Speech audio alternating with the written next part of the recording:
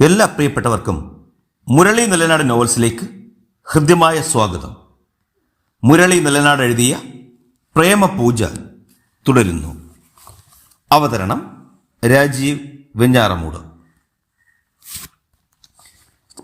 ഇതാണ് അവളുടെ മകൻ. ജീവൻ ലാപ്ടോപ്പ് നമ്പിടിക്ക് കാണാൻ പാകത്തിൽ തിരിച്ചു വച്ചു. നമ്പിടി ജിജ്ഞാസയോടെ അതിലേക്ക് നോക്കി. ഉണ്ണിദത്തന്റെ ഓമനത്തമുള്ള മുഖം സ്ക്രീനിൽ തെളിഞ്ഞു. നോക്കടാ ജോസേ, ഇവനെയാ നീ റാഞ്ചി എടുക്കേണ്ടത്.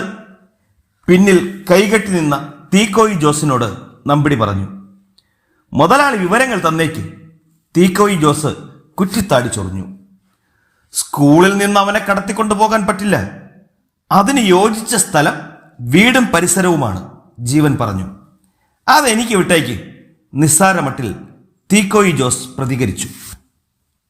ജീവൻ രസിക്കാത്ത മട്ടിൽ തീക്കോയി ജോസിനെ നോക്കി. ഇയാൾ കരുതുന്നത് പോലെ ബലപ്രയോഗത്തിലൂടെ കുട്ടിയെ തട്ടിയെടുക്കലല്ല ഞങ്ങളുടെ ഉദ്ദേശം. കുട്ടിക്ക് എന്ത് സംഭവിച്ചുവെന്ന് വീട്ടുകാർ ഉൾപ്പെടെ ആർക്കും ഒരു സൂചനയും ലഭിക്കരുത്. വീട്ടിലുണ്ടായിരുന്ന കുട്ടിയെ കാണാതാകുന്നു. കുട്ടിയെ കാണാതായി മണിക്കൂറുകൾ കഴിഞ്ഞ് സത്യം വീട്ടുകാർ അറിയാൻ പാടുള്ളൂ. അതിനകം കുട്ടി നമ്മൾ ഉദ്ദേശിച്ചതുപോലെ വാഗമണിലെത്തിയിരിക്കണം. രാത്രി വീട്ടിൽ കടന്നു കയറുക, ഉറങ്ങിക്കിടക്കുന്ന കുട്ടിയെ എടുത്തുകൊണ്ട് പോരുക. അതിന് നിങ്ങൾക്ക് കഴിയുമോ? അതൊരു പോലീസ് ഓഫീസറുടെ വീട് കൂടിയാണെന്ന കാര്യം വിസ്മരിക്കരുത്. സാറ് വീട് കാണിച്ചതാ, ആ വീട് തന്നെ പൊക്കിക്കൊണ്ടുവരാനും ഞാൻ തയ്യാറാ. തീക്കോയി ജോസ് ചിരിച്ചു.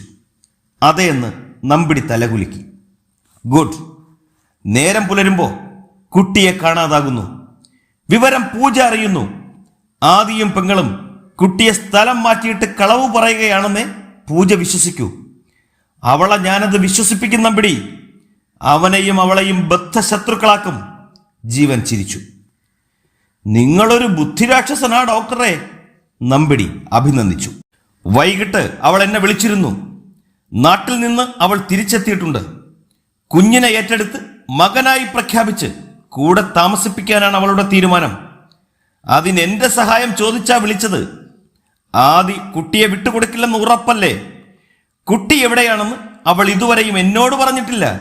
അതൊരു സർപ്രൈസ് ആയിക്കോട്ടെ എന്നാണ് അവൾ പറഞ്ഞത്. ഞാനത് ചോദിക്കാനും പോയില്ല. ഏതോ ഓർഫനേജിൽ കുട്ടി വളരുന്നുണ്ടെന്ന മട്ടില്ല ഞാനും സംസാരിച്ചത്. കുട്ടിയെ നമ്മുടെ കയ്യിൽ കിട്ടിയിട്ടേ ഞാൻ അവളെ കാണാൻ പോകൂ. അല്ലെങ്കിൽ അവളുടെ സംശയത്തിന്റെ ഒരു മുന എന്റെ നേരെയും നീളും. അവിടെയാണ് ജീവൻ സാമർഥ്യം കാട്ടുന്നത്. ജീവൻ വീണ്ടും ചിരിച്ചു. നമ്മൾ എപ്പോഴാ പുറപ്പെടേണ്ടത്? തീക്കോയി ജോസ് ചോദിച്ചു. ഇന്ന്, ഇപ്പൊ തന്നെ നമ്മൾ പുറപ്പെടുകയായി. ജീവന്റെ വാക്ക് കേട്ടതും തീക്കോയി ജോസ് പുറത്തേക്ക് പോയി. അവനെ വിശ്വസിക്കാമല്ലോ. 18-ാം വയസ്സിൽ അവൻ എന്റെ കൂടെ കൂടിയതാ. അവന്റെ ശരീരം മാത്രമല്ല, മനസ്സും നമ്പിടിക്കുള്ളതാ. അവൾ എന്റെ ഇടനെഞ്ചിൽ കത്തി കയറ്റി മരണത്തോട് മല്ലടിച്ച് ഞാൻ കിടക്കുമ്പോ ICUവിന് മുന്നിൽ ഒരു കത്തിയുമായി അവൻ കാവലിരുന്നിട്ടുണ്ട്. എന്നാത്തിനാണെന്ന് ഡോക്ടർക്കറിയോ? എന്റെ ജീവൻ പോയാൽ സ്വയം അവനും കുത്തിച്ചാകാൻ. അതാണ് തീക്കോയി ജോസ്. ജീവൻ തലയാട്ടി. ഡോക്ടർ പുറപ്പെട്ടോ? പിന്നാലെ ജോസും ഉണ്ടാകും. അവൾക്കെതിരെയുള്ള കളി നമ്മൾ തുടങ്ങിക്കഴിഞ്ഞു. നമ്പിടിക്ക് ജീവൻ കൈകൊടുത്തു. പൂജ ഓഫീസ് റൂമിൽ ചെന്നിട്ട് സെല്ലെടുത്ത് ജീവന്റെ നമ്പറിലേക്ക് വിളിച്ചു. തിരുവനന്തപുരത്ത് ഒരു ഹോട്ടൽ റൂമിലായിരുന്നു ജീവൻ സ്വാമിനാഥനും സോജനും തീക്കോയി ജോസും. ടേബിളിൽ ഇരുന്ന് റിംഗ് ചെയ്യുന്ന ഫോൺ ജീവൻ എടുത്തു. അവളാ. ജീവൻ കോൾ അറ്റൻഡ് ചെയ്തു. ഹലോ പൂജ. ജീവേട്ടൻ എവിടെയുണ്ട്? ഞാൻ കോട്ടയത്ത്. ശനിയാഴ്ച വീട്ടിലേക്ക് പോകും. എനിക്ക് ജീവേട്ടനെ എത്രയും പെട്ടെന്ന് കാണണം. നാളെ ഉച്ചവരെ ഒന്ന് ഫ്രീ ആവാൻ പറ്റുമോ? അല്ലെങ്കിൽ ഉച്ചയ്ക്ക് ശേഷമായാലും മതി. അവിടെ എന്തെങ്കിലും പ്രശ്നമുണ്ടോ? ഇവിടെ എന്ത് പ്രോബ്ലം? ഒന്നുമില്ല. എൻ്റെ ജീവിതത്തിലെ ഏറ്റവും നിർണായകമായ ചില തീരുമാനങ്ങൾ 2 ദിവസത്തിനുള്ളിൽ ഞാൻ എടുക്കാൻ പോവുകയാണ്. അതിന് ജീവേട്ടന്റെ പൂർണ്ണ പിന്തുണ എനിക്ക് വേണം. കുഞ്ഞിനെ ഓർഫനേജിൽ നിന്ന് ഏറ്റെടുക്കുന്ന കാര്യമാണ് നീ ഉദ്ദേശിക്കുന്നതെന്ന് എനിക്ക് മനസ്സിലായി. പക്ഷേ അതിന്റെ പേരിൽ നിന്റെ വിവാഹം മുടങ്ങിപ്പോകാൻ ഞാൻ സമ്മതിക്കില്ല പൂജ. ആദിയോട് നീ ഒന്നും പറഞ്ഞിട്ടില്ലെന്ന് എനിക്കറിയാം. നിന്റെ വാക്കുകളിൽ നിന്ന് ഞാൻ മനസ്സിലാക്കുന്നത് നീ വിവാഹത്തിന് തയ്യാറല്ലെന്നാണ്. എന്താ, ശരിയല്ലേ? അതെ, ഞങ്ങളുടെ വിവാഹം നടക്കില്ല. ജീവൻ പുഞ്ചിരിച്ചു. നിന്റെ ഏതാഗ്രഹത്തിനും എന്റെ സപ്പോർട്ടുണ്ട്. നീ പ്രസവിച്ച കുഞ്ഞിനെ ഏറ്റെടുക്കാൻ നീ ആഗ്രഹിക്കുന്നതിൽ ഞാൻ തെറ്റ് കാണുന്നുമില്ല. ആ കുഞ്ഞ് അനാഥനായല്ല വളരേണ്ടത്. പക്ഷേ നിനക്കൊരു കുടുംബജീവിതം വേണമെന്ന ആഗ്രഹത്തിൽ നിന്ന് ഞാൻ അണുവിട പിന്നോട്ടില്ല. ഞാൻ ചെന്ന് ആദിയോടെല്ലാം സംസാരിക്കാം. എല്ലാം അറിഞ്ഞുകൊണ്ടല്ലേ അവൻ നിന്നെ വിവാഹം ചെയ്യാൻ തീരുമാനിച്ചത്.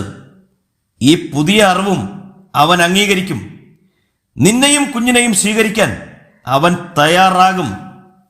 അത് ജീവേട്ട. അവളെ സംസാരിക്കാൻ ജീവൻ ബുദ്ധിപൂർവം അനുവദിച്ചില്ല. ഇപ്പൊ നീ എന്നോടൊന്നും സംസാരിക്കണ്ട. എന്നോട് പറഞ്ഞതൊന്നും മായാൻറ്റിയോട് പറയരുത്. ആന്റിക്ക് താങ്ങാനായെന്ന് വരില്ല. നിന്റെയും ആദിയുടെയും വിവാഹം സ്വപ്നം കണ്ട് കഴിയുകയാണ് ആന്റി. എത്ര വലിയ സംഭവവും അവതരണ രീതി കൊണ്ട് മയപ്പെടുത്തിയെടുക്കാനാകും. അത് നീ എനിക്ക് വിട്. ജീവേട്ടൻ എപ്പോഴാ ഇങ്ങോട്ട് വരുന്നത്? അവൾ അക്ഷമയാണെന്ന് ജീവന് മനസ്സിലായി.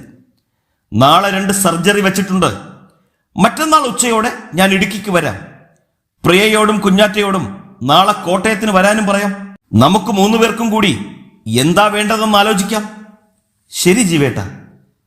പിന്നെ കുഞ്ഞ് ജീവിച്ചിരിപ്പുള്ള കാര്യവും കുഞ്ഞു വളരുന്ന ഓർഫനേജും യാതൊരു കാരണവശാലും നീ ആദിയോട് പറയരുത്. അവനൊരു പോലീസ് ഉദ്യോഗസ്ഥനാണ്. ഞാൻ ഉദ്ദേശിച്ചത് എന്താണെന്ന് മനസ്സിലായല്ലോ. ജീവൻ ഒരാണി കൂടി വെച്ചിട്ട് കോൾ കട്ട് ചെയ്തു. സോജനെ നോക്കി ജീവൻ ചിരിച്ചു. അവളിപ്പോ ഇങ്ങനെ പറയും. പാവം ജീവേട്ടൻ. ജീവേട്ടൻ അറിയില്ലല്ലോ ആദിയുടെ വീട്ടിലാ എന്റെ കുഞ്ഞു വളരുന്നതെന്ന്. പൂജ പറയുന്നത് പോലെ ജീവൻ അനുകരിച്ചപ്പോ സോജൻ പൊട്ടിച്ചിരിച്ചു. ഗ്ലാസ്സിലൊഴിച്ച ബ്രാൻഡിയിലേക്ക് തുല്യം വെള്ളം ചേർത്ത് തീക്കോയി ജോസ് കത്തുന്ന ഒരു പെഗ് വിഴുങ്ങി. ജോസ് കേട്ടല്ലോ, മറ്റന്നാൾ ഞാൻ അവളെ കാണാൻ പോകും. നാളെ രാത്രി നമ്മൾ പ്ലാൻ ചെയ്തത് സംഭവിച്ചിരിക്കണം. രാത്രി വണ്ടിക്ക് എന്റെ 2 പിള്ളേര് വരുന്നുണ്ട്. നാളെ പകൽ വീടും പരിസരവും ഒന്ന് കാണിച്ചു തന്നേച്ചാ മതി. സാറ് വയ്ക്കോ, മറ്റന്നാ വെളുപ്പിന് കൊച്ചു വാഗമണിലുണ്ടാവും. ജോസ് ഉറപ്പ് കൊടുത്തു. വീടും പരിസരവും സോജൻ കാണിച്ചു തരും. ഞാൻ വെളുപ്പിന് കോട്ടയത്ത് പോകും. ജോസിന് പണം വേണോ? ഞാൻ ഈ ചെയ്യുന്നത് കൂലിക്കല്ല സാറേ, മുതലാളിക്ക് വേണ്ടിയിട്ടാ. സാറ് ചെന്നാട്ടെ. തീക്കോയി ജോസ് മദ്യക്കുപ്പിയെടുത്തു. രാത്രി 8 മണിയോടെയാണ് ഓനച്ചൻ കളക്ടറുടെ ബംഗ്ലാവിലെത്തിയത്. ഗേറ്റ് തുറന്ന് അയാൾ അകത്ത് വന്നപ്പോ ക്ലാരമ്മ വാതിൽ തുറന്നിരുന്നു. ഓനച്ചൻ വലിയൊരു കിറ്റുമായി അകത്ത് കയറി. സെറ്റിയിൽ ഫയൽ നോക്കി ഇരിക്കുകയാണ് പൂജ. വീടും പരിസരവും ബോബിച്ചേട്ടത്തിക്ക് ഇഷ്ടമായ ഓനച്ച? പൂജ ചോദിച്ചു. അതെന്നാ ചോദ്യ മോളെ, അവൾക്കതൊരു രാജകൊട്ടാരമല്ലേ? ഓനച്ചൻ കിറ്റ് ക്ലാരമ്മയെ ഏൽപ്പിച്ചു. സ്വന്തം വീട്ടിൽ താമസം തുടങ്ങിയതല്ലേ. ഒരു രാത്രി ഓനച്ചന് കുടുംബത്തോടൊപ്പം കഴിയാമായിരുന്നു. വരില്ലെന്നാ ഇന്ന് ഞാൻ കരുതിയത്. ഇരുട്ട് മുമ്പ് ഇങ്ങെത്താനുള്ള തിടുക്കമായിരുന്നു എനിക്ക്. പുറത്ത് ഒരു കാർ വന്നു നിന്ന ശബ്ദം കേട്ടു. ഓനച്ചൻ ജനലിനടുത്തു ചെന്ന് പുറത്തേക്ക് നോക്കി. ഒരു വെളുത്ത കാർ ഗേറ്റിന് മുന്നിൽ നിൽക്കുന്നത് ഗേറ്റിലെ വെളിച്ചത്തിൽ വ്യക്തമായി കാണാം. ഇവിടേക്കാണല്ലോ. സന്ദർശകരാണെങ്കിൽ സ്വീകരിക്കാനുള്ള മാനസികാവസ്ഥയിലല്ല ഞാൻ. സമയം രാത്രി 8 പൂജ പിറുപിറുത്തു. കാറിൽ നിന്നും ഇറങ്ങിയത് ആദിയും ശരവണനുമായിരുന്നു. പൂജ അത്ഭുതത്തോടെ നോക്കി. അകത്തേക്ക് വരാം. അവളുടെ പിന്നാലെ അവർ ഹാളിൽ പ്രവേശിച്ചു. ഒരു സർക്കാർ അതിഥി മന്ദിരത്തിൻ്റെതുപോലുള്ള സൗകര്യങ്ങളെ അവിടെ ഉണ്ടായിരുന്നുള്ളൂ. ഇരിക്കൂ, പൂജ ക്ഷണിച്ചു. അവർക്കൊപ്പം എതിരെ പൂജയും ഇരുന്നു. ആദിയുടെ മുഖം ഒട്ടും പ്രസന്നമല്ലായിരുന്നു. ഒരു കേസന്വേഷണത്തിനെത്തിയ ഉദ്യോഗസ്ഥന്റെ മട്ടും ഭാവമാണ് അവനെന്ന് പൂജ ഓർത്തു. അവൾ മന്ദഹസിച്ചു. ആദി എന്താ ഈ വഴിക്ക്? മറ്റെവിടെയെങ്കിലും പോയിട്ടുള്ള വരവാണോ? അല്ല, പൂജയെ നേരിട്ട് കാണാൻ തന്നെയാണ് വന്നത്. ഇദ്ദേഹം CI ശരവണൻ, ഞങ്ങളുടെ ഫാമിലി ഫ്രണ്ടാണ്. ശരവണൻ സാറിനെ കുറിച്ച് പൂജ കേട്ട് കാണും. ആദി തുടങ്ങി വെച്ചു. നമ്മൾ നേരിട്ട് കാണുന്നത് ആദ്യമാണ് അല്ലേ? അതെ. നിങ്ങൾ മാത്രമല്ല, CI ഉമാദത്തനും എന്നെ നേരിൽ കണ്ടിട്ടില്ല. എന്നിട്ടും നിങ്ങൾ പോലീസിൽ ഹീറോകളായി സത്യം പുറത്തറിഞ്ഞാൽ വലിയ അപമാനമല്ലേ മിസ്റ്റർ ശരവണൻ? ശരവണന്റെ മുഖം വിളറി. തങ്ങളുടെ വരവിന്റെ ഉദ്ദേശം മനസ്സിലാക്കിയുള്ള ഒളിയാക്രമണമാണ് അവൾ നടത്തുന്നതെന്ന് ആദിക്ക് മനസ്സിലായി. ക്ലാരമ്മ 2 കപ്പ് ചായ കൊണ്ടുവച്ചിട്ട് ആദിക്ക് മുഖം കൊടുക്കാതെ പോയി. ചായ കുടിക്ക്, യാത്ര ചെയ്ത് വന്നതല്ലേ, എന്നിട്ട് നമുക്ക് സംസാരിച്ചു തുടങ്ങാം, പരിഹാസം കലർത്തി അവളും പറഞ്ഞു. ആദ്യം നിന്റെ നിലപാട് അറിയട്ടെ. ചായ പുറത്തുനിന്നും കിട്ടും. പൂജ എഴുന്നേറ്റു. നിങ്ങളുടെ വരവ് ഒച്ചപ്പാടില്ലാതെ ഉണ്ണിയെ എങ്ങനെ കൈമാറാമെന്ന് കൂടിയാലോചിക്കാനാണെന്ന് ഞാൻ കരുതി. പക്ഷേ ഉദ്ദേശം അതല്ലെന്ന് മനസ്സിലായി. ഈ സംസാരം നമുക്കിവിടെ അവസാനിപ്പിക്കാം. കോംപ്രമൈസ് എന്നൊന്ന് എനിക്കില്ല. അതിന് തയ്യാറാകേണ്ടത് എന്റെ കുഞ്ഞിനെ കൈയടക്കി വച്ചിരിക്കുന്ന നിങ്ങളാണ്. എന്റെ ആവശ്യം ജനുവിനാണ്. എന്റെ കുഞ്ഞിനെ എനിക്ക് തിരിച്ചു കിട്ടിയേ തീരൂ. ആദിയും ശരവണനും എഴുന്നേറ്റു. ആദി ശരവണനെ നോക്കി.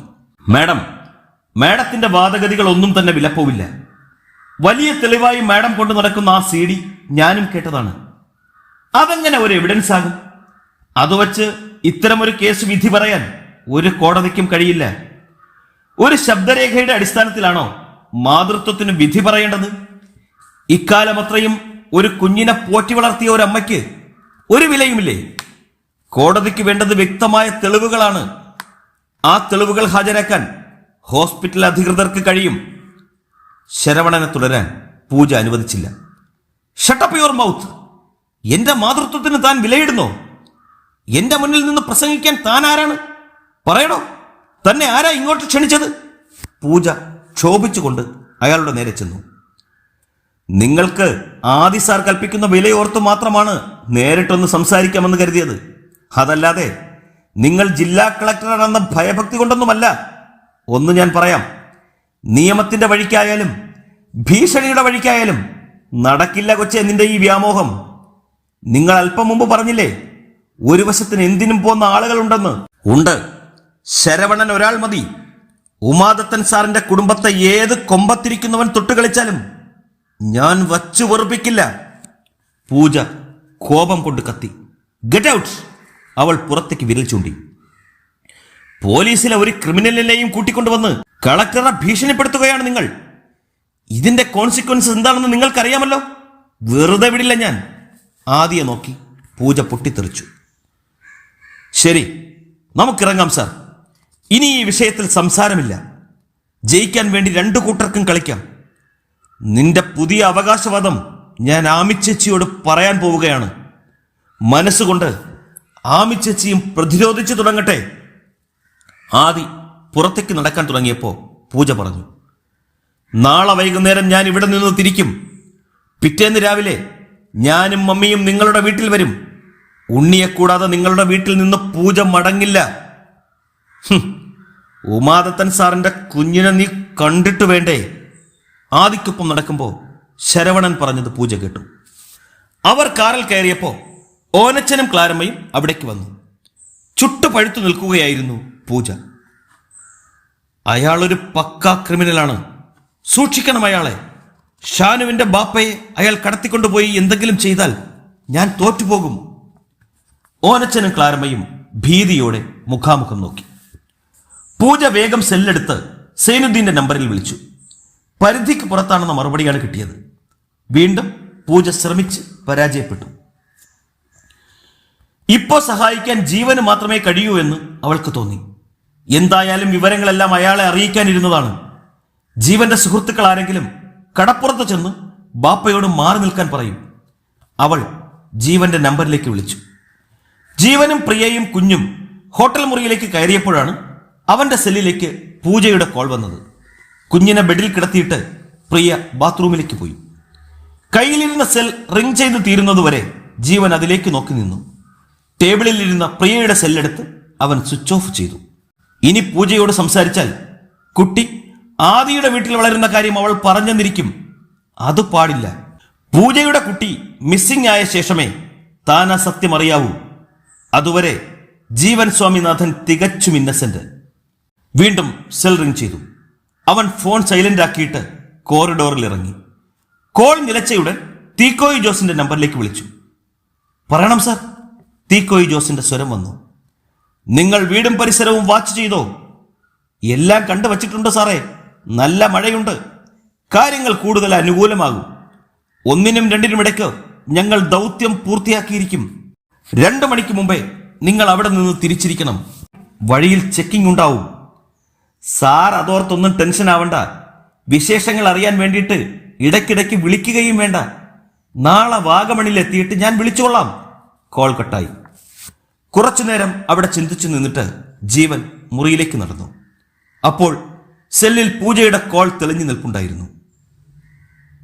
കനത്ത മഴക്കാടിലേക്ക് കാർ പാഞ്ഞു കയറിയതുപോലെ ആദിക്ക് തോന്നി. തല്ലിത്തകർത്ത് മഴ വീണുകൊണ്ടിരിക്കുന്നു. കാറിന്റെ വേഗം കുറഞ്ഞു. റോഡ് കാണാൻ കൂടി കഴിയുന്നില്ല. കോട്ടയം വരെ മഴ ശക്തമായി പെയ്തു. വളരെ ക്ലേശിച്ചാണ് ശരവണൻ കാർ ഓടിച്ചത്. കോട്ടയം പിന്നിട്ടപ്പോ മണി 2:30. സാർ ഒന്ന് മയങ്ങിക്കോ, ശരവണൻ പറഞ്ഞു. ഉറങ്ങരുതെന്ന് കരുതിയെങ്കിലും കണ്ണടഞ്ഞുപോയി. നേരം നന്നായി വെളുത്തപ്പോഴാണ് ആദി കണ്ണു തുറന്നത്. കാർ തിരുവനന്തപുരത്തെത്തിയിരുന്നു. വണ്ടി ശരവണന്റെ വീടിന് മുന്നിൽ ചെന്ന് നിന്നു. അയാൾ കാറിൽ നിന്നും ഇറങ്ങിയപ്പോൾ ആദിയും ഇറങ്ങി. എടുത്തു ചാടി നിങ്ങളൊന്നും ചെയ്യരുത്, ആദി പറഞ്ഞു. എന്റെ കാര്യങ്ങൾ മുൻകൂട്ടി പറയാനാവില്ല, സാർ ചെല്ല്. ശരവണൻ ഗേറ്റ് തുറന്നു. ആദി കാറിൽ കയറി ഓടിച്ചുപോയി. വീട്ടിലെത്തുമ്പോൾ ഗേറ്റ് തുറന്നു കിടക്കുന്നതാണ് കണ്ടത്. ഇന്നലെ ഗേറ്റ് അടയ്ക്കാൻ മറന്നതാണോ എന്ന് അവൻ സംശയിച്ചു. കാറിൽ നിന്നിറങ്ങിയിട്ട് ആദി സിറ്റൗട്ടിൽ കയറി കോളിംഗ് ബെല്ലിൽ വിരലമർത്തി. കാത്തുനിന്നിട്ടും വാതിൽ തുറന്നില്ല. ആമി ചേച്ചി വെളുപ്പിന് 5 മണിക്ക് എഴുന്നേൽക്കുന്നതാണെന്ന് ആദി ഓർത്തു. അവൻ ഹാൻഡിൽ പിടിച്ച് തിരിച്ചപ്പോ വാതിൽ തുറക്കപ്പെട്ടു. ആദി ഹാളിലേക്ക് കയറി. ലൈറ്റ് കത്തിക്കിടക്കുകയാണ്. ആമി ചേച്ചി, അവൻ വിളിച്ചു. പ്രതികരണമില്ലാതെ വന്നപ്പോ അവൻ അടുക്കളയിലേക്ക് ചെന്നു. അവിടെയും ലൈറ്റ് കത്തുന്നുണ്ട്. ഇതെവിടെ പോയി? ആമി ചേച്ചി, അവൻ വിളിച്ചുകൊണ്ട് വേഗം ജയശങ്കിനി മുത്തശ്ശിയുടെ മുറിയിലേക്ക് നീങ്ങി. മുത്തശ്ശി! ആദി വാതിലിൽ തട്ടിയിട്ട് തള്ളി നോക്കി. വാതിൽ തുറന്നപ്പോൾ അവൻ അകത്ത് കിടന്നു. മുറിയിലും വെളിച്ചമുണ്ട്. ബെഡിൽ ഉറങ്ങിക്കിടക്കുകയാണ് ജയശങ്കിനി മുത്തശ്ശിയും ആത്മജയും. ഒരു ഉൾക്കിടിലം ആദിയെ ഗ്രസിച്ചു. അവർക്കൊപ്പം ഉണ്ണിദത്തനുണ്ടായിരുന്നില്ല. ആമി ചേച്ചി! ആദി ഉറക്ക വിളിച്ചു. അവൻ ആത്മജയുടെ അടുത്തേക്ക് ഓടിച്ചെന്ന് പിടിച്ചുലച്ചു. ആമി ചേച്ചി! അവളിൽ നിന്ന് ഒരു പ്രതികരണവും ഉണ്ടായില്ല. ആദി ജയശങ്കിനി മുത്തശ്ശിയെയും പിടിച്ചു കുലുക്കി. മുത്തശ്ശി! ജയശങ്കിനി മുത്തശ്ശിയും ഉണർന്നില്ല. ആദി പാഞ്ഞു ചെന്ന് ടേബിളിൽ ഇരുന്ന ജഗ് എടുത്തുകൊണ്ടുവന്ന് കുറച്ചു വെള്ളം അവരുടെ മുഖത്ത് കുടഞ്ഞിട്ട് ശക്തിയോടെ പിടിച്ചുലച്ചു. ആമി ചേച്ചി, കണ്ണു തുറക്കാൻ! ആത്മജയുടെ ഇമകൾ ചലിച്ചു. അവൾ പതുക്കെ കണ്ണുകൾ തുറന്നു. ആദിയെ കണ്ട് പരിഭ്രമത്തോടെ അവൾ എഴുന്നേറ്റിരുന്നു. നീ എങ്ങനെ അകത്തു വന്നു? ഉണ്ണി എവിടെ? ആദി അലറിക്കൊണ്ട് ചോദിച്ചു. ആത്മജ ഞെട്ടി ബെഡിൽ തപ്പി. അയ്യോ, എന്റെ കുഞ്ഞ്, അവനെവിടെ? അവൾ അവനോട് ചോദിച്ചു. അതാ ചോദിച്ചത്, ഉണ്ണി എവിടെ? എന്റെ മോനെ! നിലവിളിച്ചുകൊണ്ട് ആത്മജ ബെഡിൽ നിന്നിറങ്ങി പുറത്തേക്കോടി. ജയശങ്കിനി മുത്തശ്ശി അപ്പോഴും ഒന്നും അറിയാതെ ഉറങ്ങുകയായിരുന്നു. പ്രിയപ്പെട്ടവരെ, ആകാംക്ഷാഭരിതമായ പ്രേമപൂജ അടുത്ത ലക്കത്തിൽ തുടരും. ഈ കഥയെക്കുറിച്ചുള്ള നിങ്ങളുടെ വിലയേറിയ അഭിപ്രായങ്ങളും നിർദ്ദേശങ്ങളും കമന്റ് ബോക്സിൽ രേഖപ്പെടുത്തി ഞങ്ങളെ അറിയിക്കുക. മുരളി നെല്ലനാട് നോവൽസിനു വേണ്ടി സ്നേഹപൂർവ്വം രാജീവ് വെഞ്ഞാറമൂട്.